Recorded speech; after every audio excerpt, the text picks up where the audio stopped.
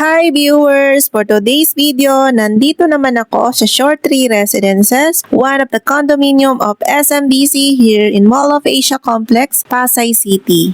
Etong unit na ito is interior unit. Kakatapos lang niyang i-interior. Ipapakita namin sa inyo yung fully interior unit dito sa Shore Tree Residences. May mga minimal changes lang kaming ginawa dito. Ito yung kitchen area natin. Meron na siyang mga kasamang utensils sa interior at pinalitan na rin ng box plus yung kitchen para pa nagluluto, hindi siya nadudumihan agad. May kasama na siyang built-in cabinet upon turnover kung napanood nyo yung mga vlog ko. Ang dinagdag na lang dito is yung patungan ng microwave at yung floated wall. Pinalitan na rin natin ng sliding door with mirror, yung toilet door para maging maximize yung space. Tara silipin natin yung loob ng toilet. Ang dinagdag lang dito is yung built-in cabinet at saka itong shower enclosure para hindi tumatalsik yung mga water pag maliligo. May kasama na rin siyang water heater and also top load washing machine. Meron na rin niyang kasama upon turnover yung vanity mirror, toilet and bath, and sink. Let's proceed naman dito sa living area. Yung dinagdag natin dito as usual is itong ating TV console, smart TV, lower cabinet, decoration, mirror, meron na ring sofa bed, lights para maging maliwanag yung vibes ng unit. Take a look with our living area. Meron na rin siyang throw pillows, carpet, and shoe rack na pwede rin gawing extra storage yung lower part, decoration, clock. Kung napansin nyo, more on white yung color niya. Maganda kasi ang contrast ng white, madaling bagayan ng mga decoration na ilalagay mo sa unit mo. Hindi siya masakit sa mata. Meron na rin itong dalawang split type aircon sa living area at sa room. Nagustuhan ko rin yung curtain na ginamit dito. Maganda yung quality niya. Ayan, as you can see. Meron na rin itong balcony. This unit is family suite A with balcony. Very minimalist lang yung design niya. At ito yung ginamit namin na 2-seater dining rattan. Meron na rin siyang kasamang mga